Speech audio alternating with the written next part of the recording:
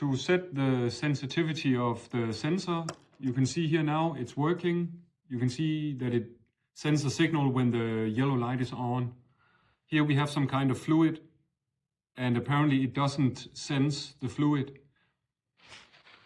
So in order to set it up, we hold a screwdriver or some metal above this small button for 10 seconds until the yellow light comes on.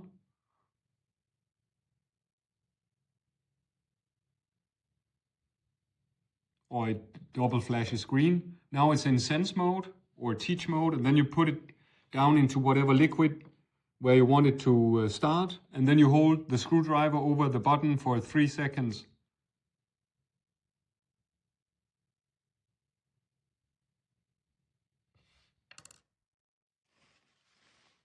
And now you can see the yellow light comes on when you put it into the liquid.